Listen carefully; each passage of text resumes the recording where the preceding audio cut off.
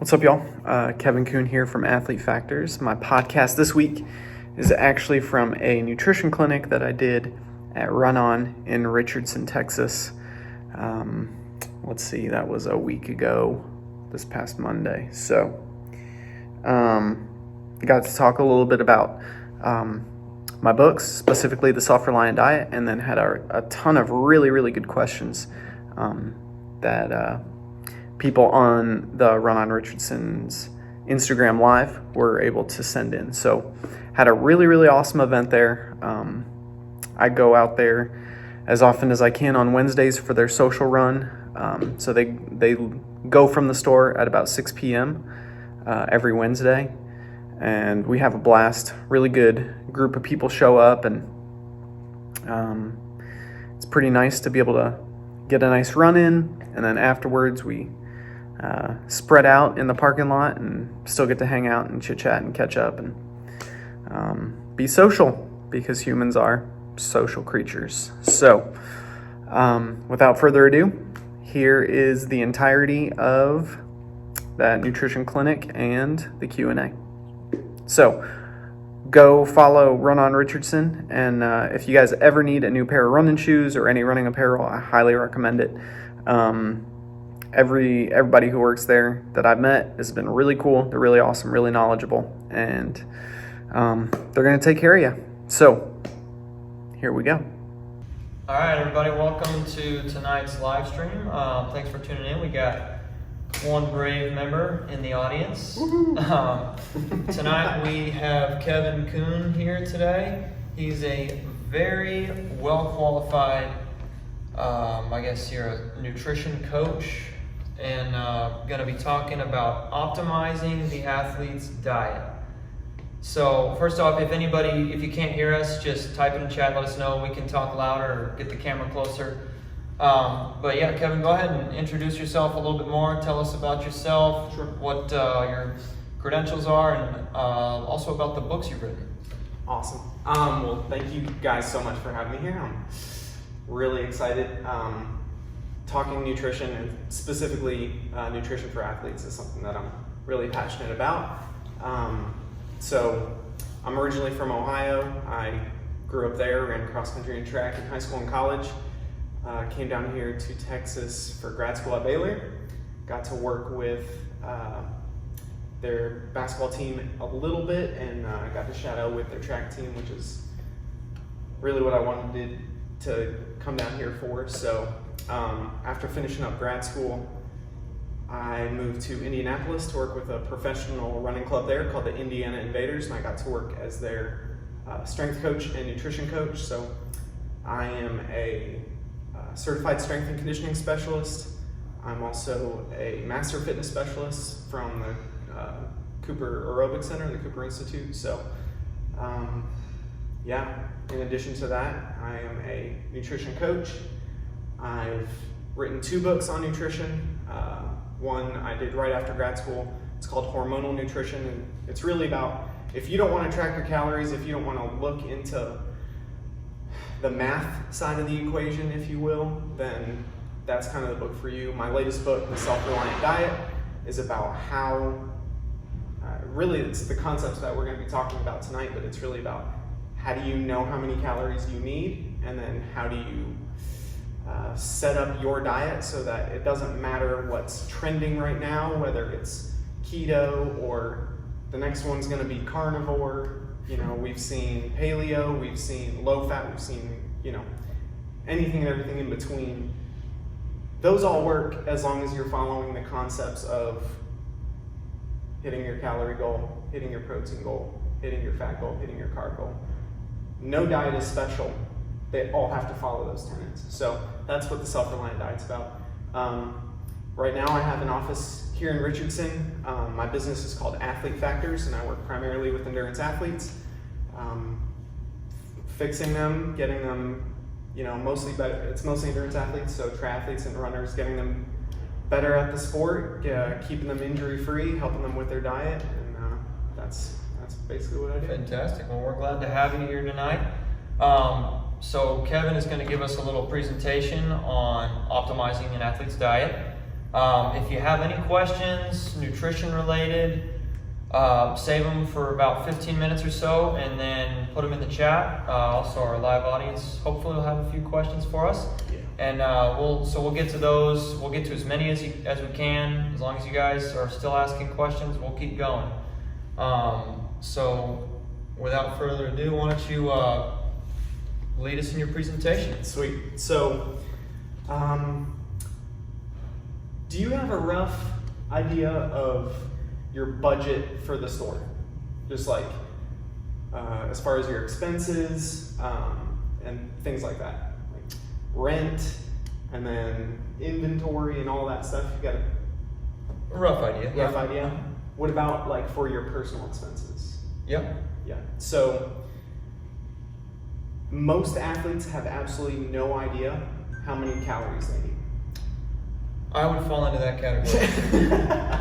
For sure. Like it's especially the case with endurance athletes. Mm-hmm. Endurance athletes are notoriously underfueled when it comes to their caloric energy, and they're often protein malnourished. So their ability to recover is greatly diminished because training has a cost, has a caloric cost. And calories are just the body's currency, right? So if you understand how a budget works, then understanding how calories not react in the body, but work within the body. The two ideas are extremely similar. So that's really what we're going to cover today. So if you want to run faster, if you want to recover better, if you want to minimize injury risk, you have to have some idea of the cost of those things. Because when it comes to the body, there's necessities and there's commodities, right? So just like your budget, right? You have to pay your rent. You have to pay your taxes. You have to pay for food. There's a lot of things that you have to pay for. But then you might also want to save for a trip to Disneyland, or save up for a new garment, Or doesn't want to do that. Yeah, and you got a budget for a new pair of running shoes because they don't last forever, right? Nope. So there's differences between necessities and commodities. Adaptations to training, like improving your aerobic fitness, improving your aerobic and anaerobic capacity, those aren't necessities. Those are commodities, right? So it's not enough to just eat breakfast, lunch, and dinner and have no idea of how many calories you're ingesting if you want to then maximize those adaptations. So can you cover the cost of training is really what we're going to talk about. So why is that important? Well, one of the reasons that's important is because hunger is not always a good measure of whether you're getting enough calories. So you can actually train your body to not feel as hungry. And then there's specific foods you can eat that will actually reduce sensations of hunger and may affect satiation. So you can eat specific things and do specific things, and maybe you don't feel as hungry, but you're like coming way under on your caloric need. So maybe it's enough to keep your immune system functioning because that's a necessity. Maybe it's enough to keep your heart pumping because that's a necessity. Maybe it's enough for all these other necessities, but it's not enough for you to stay injury-free. Things like that. So the basic way that I help my athletes calculate their caloric need is what's called the Harris-Benedict equation. And this is just, it's an equation that was established by Harris and Benedict, and what they were able to figure out using these calculations was with very, very high level of accuracy, someone's basal metabolic rate. So your basal metabolic rate is just the amount of calories that you need for the body to stay alive. It does not take into account your activity factor. So it's just based off your age, your height, your weight, and your gender. Can you repeat that? Sure. The Harris-Benedict equation. Yes. So that is based off your age, your height, your weight, and your gender, and that is used to calculate your basal metabolic rate, which is the amount of calories you need to keep your cells alive. So from there, we take that and we multiply that by an activity factor. So let's say you're running twice a week, your activity factor is going to be really low. Let's say you're running 7 days a week, then your activity factor is going to be really high. So but your basal metabolic rate is fairly set in stone based off those variables. The only thing that grossly changes your Harris-Benedict equation level of calories, or your maintenance level of calories, is your activity. So I have like an example for men and women that's going to be kind of tough to talk through, but we'll be putting a picture of this on our Instagram page so everybody can see what we're talking about a little more concretely. Perfect. Yeah. And then if there's I have a sheet so that people can calculate this stuff. If you guys either send you guys a DM or send me a DM with your email address, I can forward that to you, or you can just contact me and say, hey, can you help me figure out my calories? Like that's what I like doing. I love helping people figure that number out. And then from figuring that number out, now you have your budget. Now you know how many calories you need to hit every day. So from there, all you have to do is learn how to track that. So there's like a million apps out now, like MyFitnessPal, which is free, and it has a giant inventory of basically every food item known to man. Most of the stuff you can just literally scan with your phone. Like you could take this, find the barcode, scan it, and it will pull up all of this nutrition information, but it'll have it already in your phone. And then you can say, I had 1 serving or I had 2 servings, and then it keeps a real-time audit of your calories and your macros, some vitamins and minerals and some of the micronutrients. So from there, if you, let's say your maintenance level of calories is 2,000 calories, let's just say, then you have your breakfast and then you type in, like, I had 2 breakfast tacos from whatever, this restaurant over here, and you type that in, and then boom, it says, all right, those are 200 calories each, and it's this much protein, this much fat, this much carbs, and then in real time, you know, I have this much left. So you know exactly how much you have to hit before the day's over, and then that's how you hit your budget. So that's how you're putting calories aside to cover the cost of training and adaptation.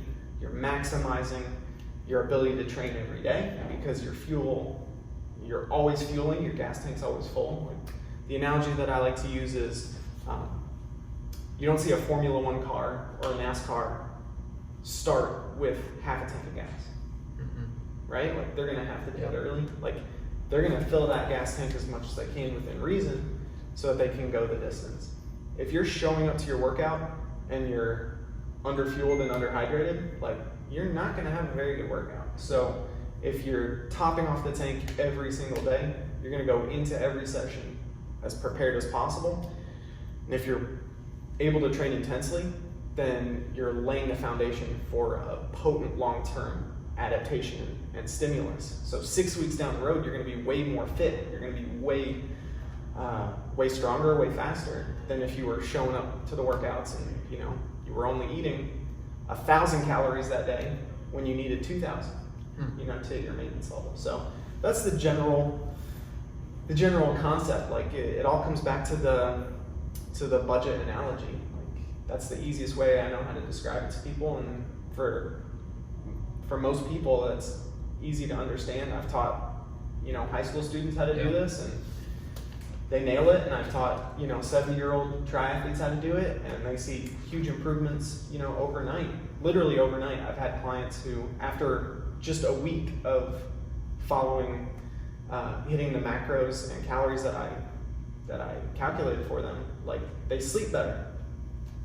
Yeah. Like they're less stressed because now they have the calories. Their body's not fighting being in a catabolic breaking down kind of state. Like their body's like, oh wow, I can cover all of these expenses. So that's basically it. Fantastic. Well, thank you very much. Again, now's the time if anybody has any questions. Holly will go ahead and read them out to us. So, got one ready? Yes. I'm not going to be able to say her name correctly. Let's see. Is the calorie budget day to day, or is there a carryover during the night? Gotcha. So the nice thing is there's a bunch of different ways you can set it up. So the way I typically set it up is to have it set so you're going to have a specific number every day of the week, whether you're training super intensely or whether you've got an off day or whether you've got an easy day. I just want it to average out over the course of 7 days. But let's say you go to a friend's birthday party and you want to have some cake and ice cream, and all of a sudden you are way over on calories.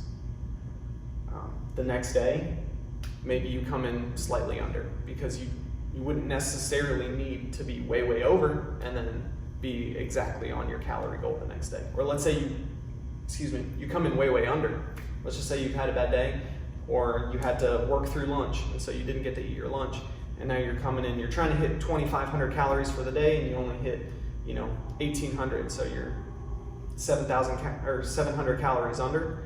Maybe over the course of the next 2 to 3 days, you're getting in an extra 200 to 300 calories to make up for that. So you don't have to make up for it overnight, unless it's like a small amount. But if it's relatively small, then these numbers don't have to be like set in stone.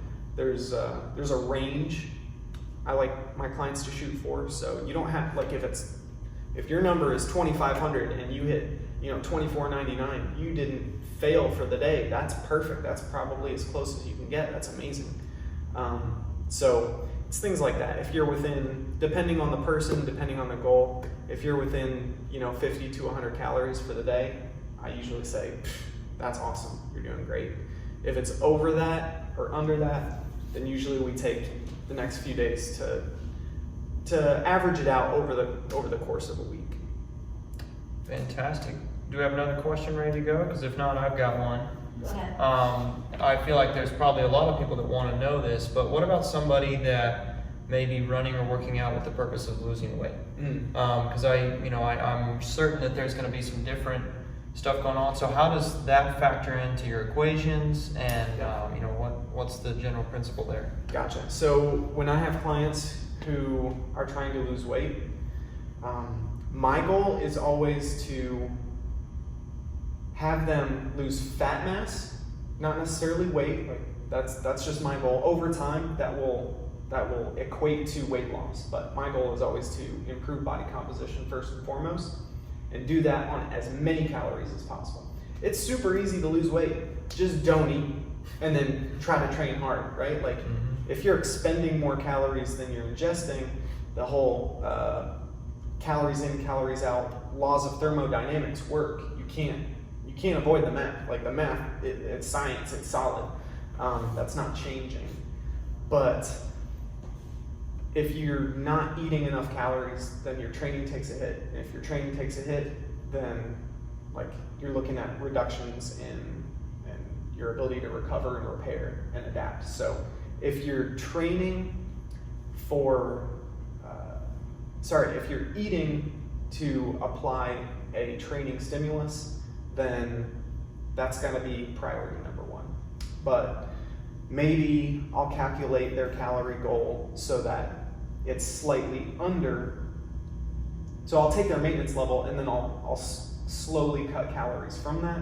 And as long as they're telling me subjectively, like, hey, I still feel great, I still feel recovered, I'm still, able to train intensely, train hard, then we'll continue with that. And then I just monitor their weight, usually maybe twice a week. It's not something that they have to do every day. I feel like that's like trying to read a book that's like this close. You're not giving your body enough time to see any of those changes. So if my clients do want to lose weight and they are obsessed with weighing every day, or that's just the routine that they want to have, then we'll still average out their weight every week.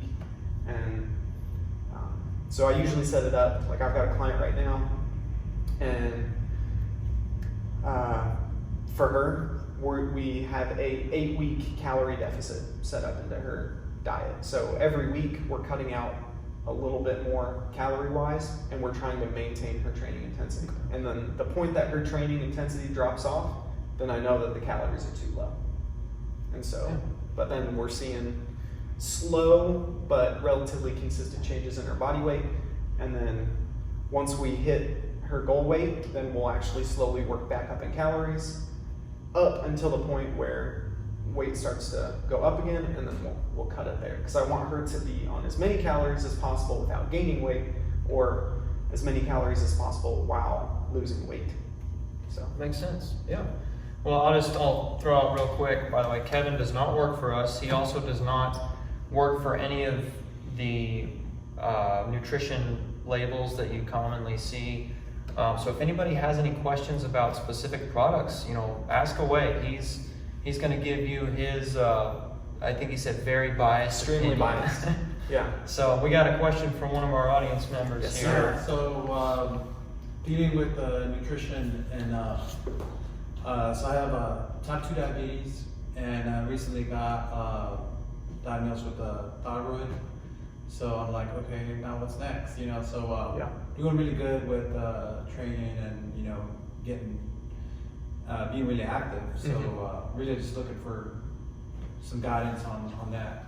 Gotcha. So I'm not like a clinical dietitian, so I don't have as much experience on like the clinical side. So first and foremost, I gotta say that. So everything that I'm focused on is primarily with quote unquote healthy populations. Not that you're healthy. I've seen you out running, man. So I know you're getting after it. But for the most part, what's probably going to be beneficial is figuring out your maintenance level of calories and just making sure that you're either at maintenance level or maybe slightly below, and that's probably going to improve things related with type 2 diabetes. Yeah, it's managed. It's under control. It's just dealing with the overall training. Taking a little bit extra. Feel like it's taking extra to recover. I'm not recovering as fast as I would like. Yeah. I started doing a little bit of CrossFit, and it's definitely taken a couple of days to recover. Time to go with the soreness and stuff. For sure. But I'm getting there. It's taking a little longer. Yeah. And age, it doesn't help.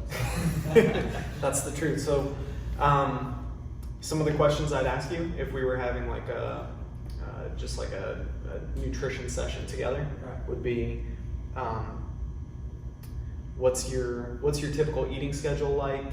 How much protein are you getting? Like, your recovery is directly tied to not only how many calories you're getting, but your protein content in your diet. So the RDA for protein is 0.8 to 1 gram per kilogram. Like, that's not a lot, right? It may seem like a lot when we're looking at weird numbers like that, but that equates to 0.4, I think, to 0.6 grams per pound per day. If you're training, that's just not enough, right? So for most of my clients, I like to work them up to about 1 gram of protein per pound of body weight per day. And if they can tolerate more, then we go higher than that. If they like that, then I'm going to take that protein number up as high as possible. So that's only going to allow you to recover and repair better. So all training is damaging to muscle tissue. Carbohydrate can't repair muscle tissue. Fat can't repair muscle tissue. The only thing that can stimulate muscle protein synthesis to repair damaged muscle tissue is protein. And really, it's amino acids. So are you getting enough high quality protein, whether it's animal source or plant source? I work with quite a few plant-based athletes, and the rules don't change either way. Like, you still have to hit your protein goal, your calorie goal. So that's probably where I would start with you, just focusing on protein. So Okay, we have a question here. I get too busy to track calories each food type. If I'm eating well-balanced meals in each meal and then healthy snacks between, can I just shoot for the target calorie count and assume the food types will average out? And then we have another question about what foods are best to build muscle, but also keep a steady training plan. Gotcha. So, can you read that first question again? Yes, okay, so the first question is about getting too busy to track the calories for each food type. Okay. And if they just eat like a well-balanced meal with good healthy snacks in between, can they just shoot for the target calorie count and assume that all food types will average out? For sure.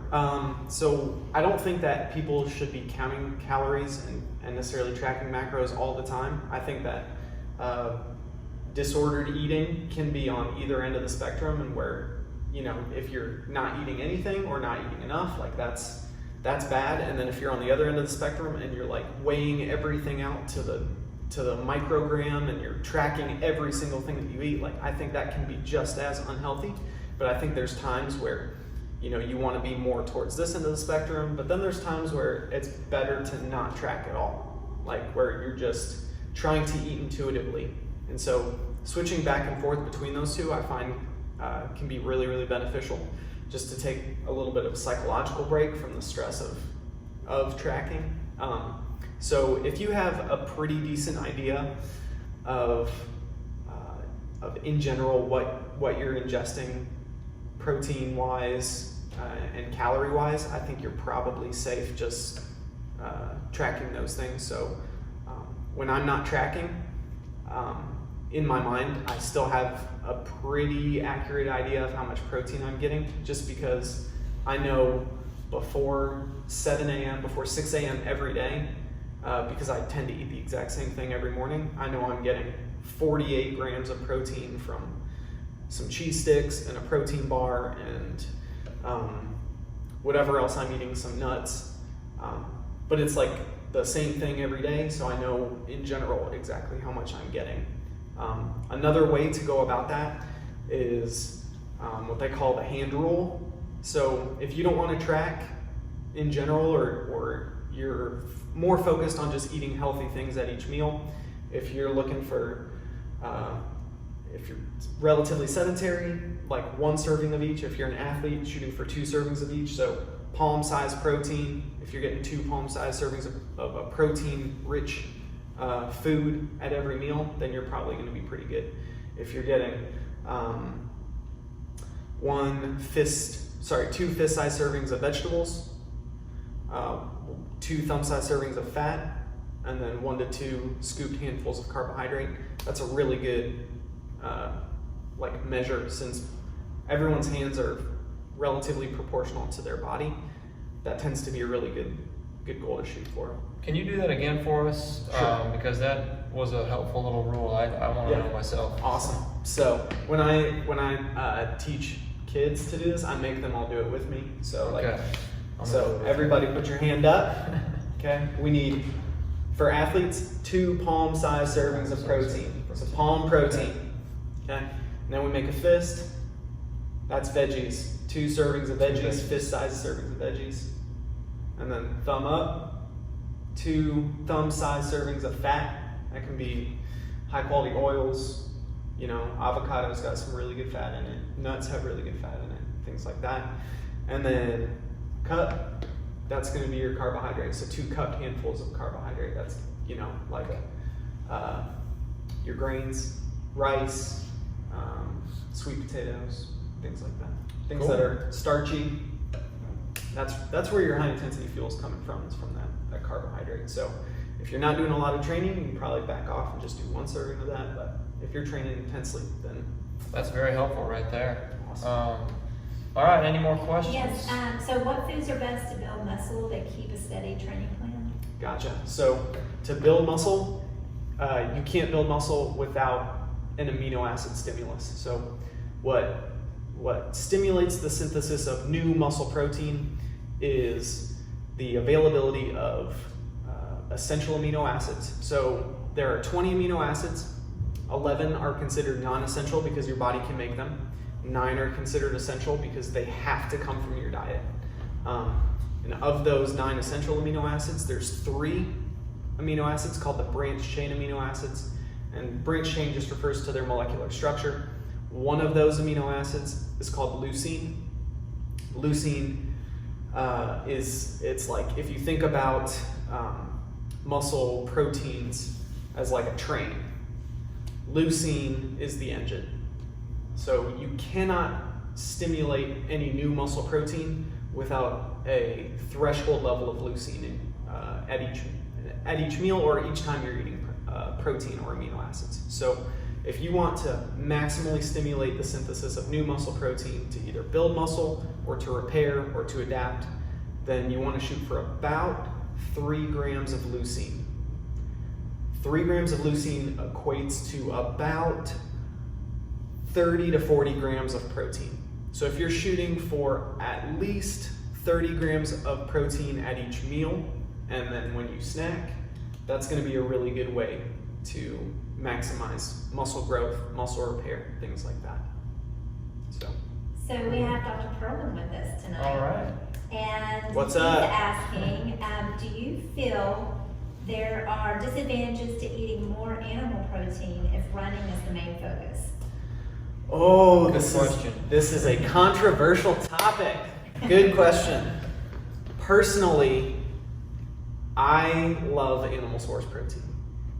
As long as it's coming from high quality sources. I'm not a huge fan of like factory farming and animals that come from that.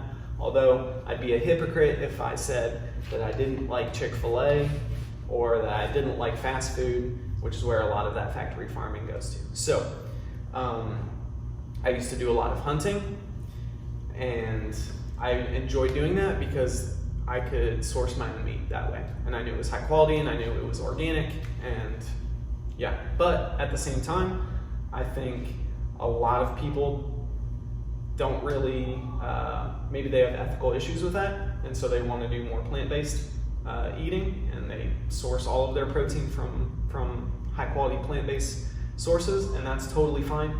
When it comes to me personally, I like a decent variety of both. I just came from my girlfriend's house. She was soaking lentils because we're gonna have some lentils later for dinner, right? And that's really high quality plant-based protein source. So this is a tough one. We can talk about what we think the human evolved from and the type of diet that humans came from. I think we probably, because I can't say definitively, but I think we probably came from eating a lot of hunted animals, and I think we evolved to be very efficient utilizing high quality animal source proteins and fats. So all that to say, I don't necessarily think if you're getting high quality sources of animal protein and fat that it's going to hurt you. I think it's only going to help you. Although if you're, some people just don't respond well to a lot of meat, and so for those individuals, like, the good news is there's tons of options. There's a lot of other stuff out there. You don't have to do that. I don't make any of my clients do anything that they don't want to do. So the nice thing is they can come to me and say, hey, I like steak.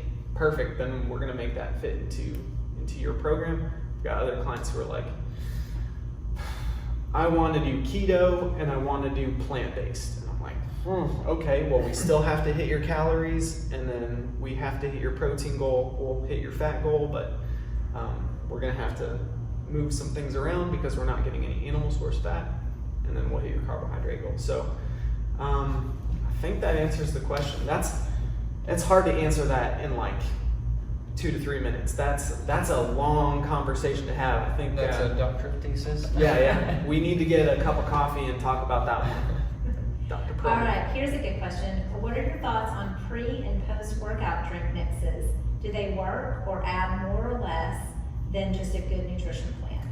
It all depends on the ingredients, and it depends on the dose of those ingredients. So when it comes to a pre-workout, the benefit of a pre-workout is really to stimulate the nervous system, which is going to allow you to generate more force per muscle contraction. So the ingredients that have the most research behind them are going to be caffeine, maybe things like creatine monohydrate, although for endurance athletes, that doesn't tend to be marketed towards endurance athletes, although I'm a huge fan of it personally. There's some other ones, beta-alanine, but again, most endurance athletes aren't going to take that. So when it comes to a pre-workout, it all depends on what's in it. If you're going with something that has a ton of ingredients in it, like if you're looking at the label and the ingredients are like a mile long, then there's probably only like a sprinkle of each of those ingredients in there, and it's not going to be remotely close to an effective dose. So I recommend for pre-workout, if you like caffeine, going with something that's caffeinated, whether you're drinking some green tea or some coffee, or there's a ton of stuff that's both carbohydrate and caffeine when it comes to like a gel. You can do that. The only thing is, if you drink a lot of coffee or you ingest a lot of caffeine, the performance benefits of that are going to go down if you're consuming it all the time. So the performance benefits come from when you're not ingesting it all the time. Because you did say, cool, my morning coffee before the gym is okay, in moderation. For sure. That's what you're saying. Okay. In moderation. So, and then for post-workout, it all depends on how that fits into your calorie goal for the day and your macronutrient goal for the day. So what I'd recommend for people post-workout is prioritize protein and prioritize carbohydrate. So I don't remember how long ago now, time flies, maybe 15 or 20 years ago, the whole ratio, the 3-to-1 ratio or the 4-to-1 ratio of carbohydrate to protein got really popular, and they were looking at how to maximize replenishing your glycogen stores. And so a lot of companies, a lot of supplement companies have made products that follow that 3-to-1 or 4-to-1 ratio of carbohydrate to protein in order to maximize refilling the gas tank. So that's a good way to do that, but what that doesn't do is that doesn't stimulate recovery and repair of the damaged muscle tissue. So getting that carbohydrate in is super important, but then you got to make sure that you're stimulating the synthesis of new muscle protein by getting that 3-gram leucine threshold dose. So if you're gonna, you probably want to add some protein to that. So you could do that. Carbohydrate, maybe you're getting 30 to 40 grams of carbs. You want to go with, 30 to 40 grams of protein as well. Okay, another question, is leucine in all proteins? Yes, for the most part.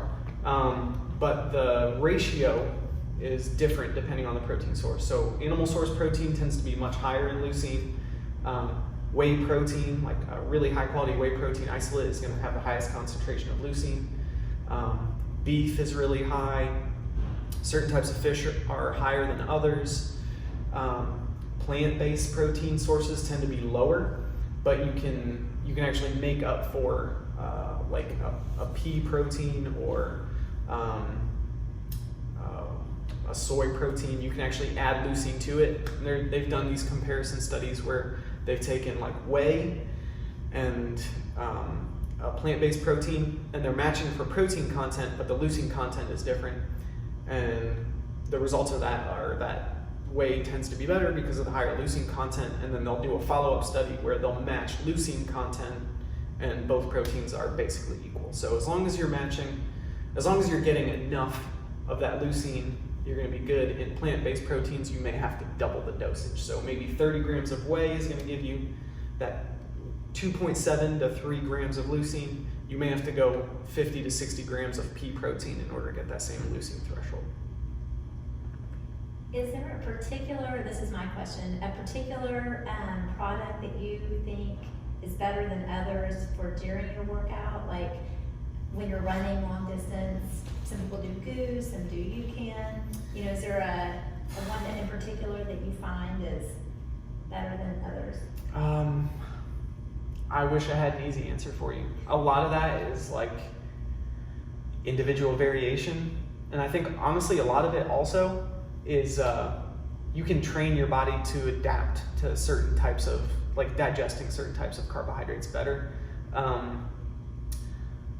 When it comes to your ability to digest carbohydrate during exercise, the upper end is usually around 250 calories per hour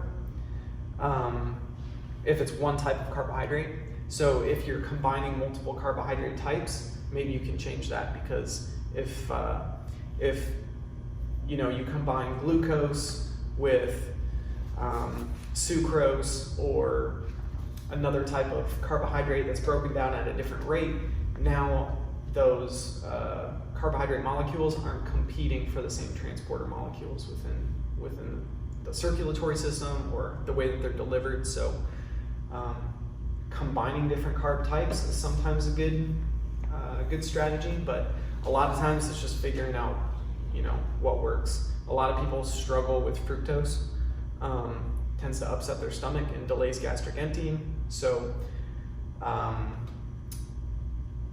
carbohydrates that tend to have a high molecular weight but low molecular distribution tend to get in and out of your stomach really fast and into the small intestine, where they can be absorbed into bloodstream and utilized really quickly.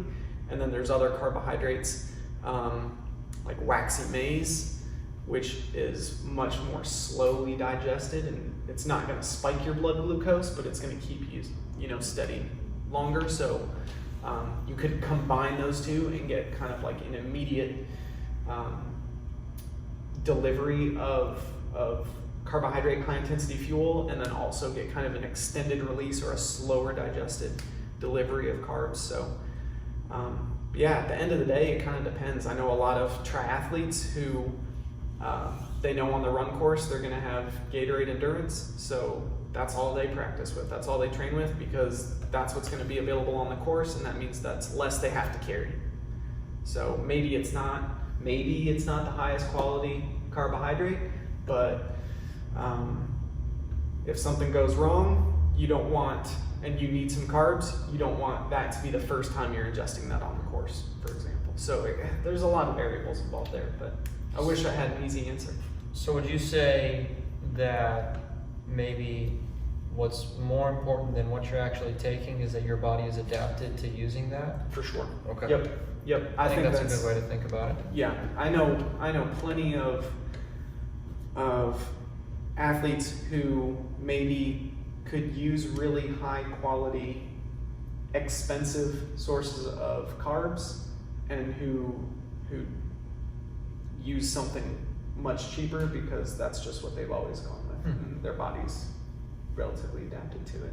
Fascinating. They don't want to try something new. Yeah. If it ain't broke, don't fix So it. we have another question. Can you drink too much water before and during a long distance race, like a marathon or triathlon? Can you talk a little bit about hydration? Sure. So you can, definitely. You can, but you have the ability. I want to make sure I'm not messing that up there. So what happens with drinking too much or drinking too little really comes down to not just water, but the solution of water and electrolytes. So when you drink water, that goes into your stomach, it goes into the small intestine, and if you've only had water, then before that water can exit the small intestine and go into the rest of your body and be utilized, it actually needs electrolytes to become a solution, right? So let's say you go to the hospital, or you don't even have to go to the hospital now. You can call somebody up and they'll show up and they'll give you an IV. They've got these mobile IV vans and stuff nowadays, which is pretty cool. When they give you just a regular IV, it's saline solution, right? It's water and salt, basically saline, because that's the concentration of water and electrolytes that your body can use right away. So if you're not going to get an IV all the time, which I don't know how you'd be able to do that anyway, but if you're going to ingest or try to drink something to improve hydration, then combining water and electrolytes is going to be the easiest way for your body to do that. If you just drink a ton of water, and no electrolytes, then now you have all this water in your small intestine, and before that can be absorbed into the rest of your body will actually pull electrolytes from where it's being used and then shuttle that to the small intestine, bring it into the small intestine. Your body then now has a solution that can then be dispersed to the rest of the body. So if you chug a ton of water, you're actually messing up the concentration of electrolytes throughout the rest of your body because they're being shuttled into the small intestine. The opposite effect is, let's say you consume a ton of salt or you consume a ton of electrolytes. Now you have all these electrolytes in your small intestine. Well, in order for your body to reduce the concentration of those and get them out into the rest of the body will then shuttle water into the small intestine. So that's the difference between hyponatremia and hypernatremia. One, you've got too much water, and so the body sends electrolytes to balance that out. And the other, you've got too many electrolytes, and so the body sends water. Did I say that correctly, or did I just repeat I myself? think you had it right. Okay, perfect. So you can drink too much water. You can also take too many electrolytes. So the goal is to balance those out. If you're eating a pretty varied diet, and supplementing every once in a while, especially on hot days or long days with some sort of electrolyte product like Noon, or y'all have a bunch of other ones over there. Right here. Yeah, so there's a ton out there, and if you're getting sodium, magnesium, potassium, calcium, and chloride, those are the big ones. Then you're probably going to be good. Follow the instructions that they give you, just because the concentrations and the specific types of those electrolytes are different. So, I think. And I would add that you probably want to try that in training and get your body adapted to it, like the carbohydrates. For sure. So. Yeah, you don't want to try that race for sure. So if anybody has any more questions, try to throw them in real quick before we wrap things up here. This video will go on to our Instagram page, and we will be posting some pictures on our story of the formulas we were talking about earlier. Yeah. So it's a nice, cool sheet that just shows you, like, you just put in your age, your height, your weight. It shows you how to.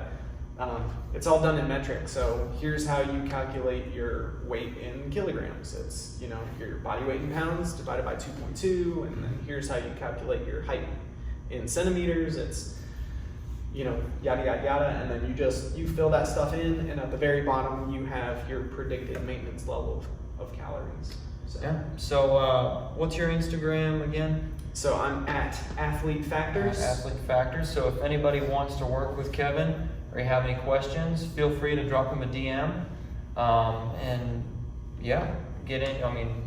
Anything. So sweet. Can I plug the books? Plug the books. Sweet. Yes. So I meant to bring some hard copies in today, and I did not. But you can get the paperback or the ebook on Amazon. You can just search for Kevin R. Kuhn, or you can search for the titles of the books, The Self-Reliant Diet or Hormonal Nutrition, on Amazon.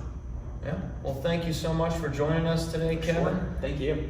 Kevin oftentimes makes appearances at our social runs Wednesday night. I gotta throw that out there. So if you want to meet him in person, come out at 6 o'clock on Wednesdays, and you can go for a run with him if you can keep up. He's a pretty fast guy. So Just confirming, this will all be on Instagram. this will all be on the Instagram page, so you can reference this later if you want to. It'll go on the IGTV portion of it, but it'll show up in your feed. So once again, thanks again for joining us. Thanks for showing up today. Thanks, Holly, for working the camera, and we'll see you guys in the next one.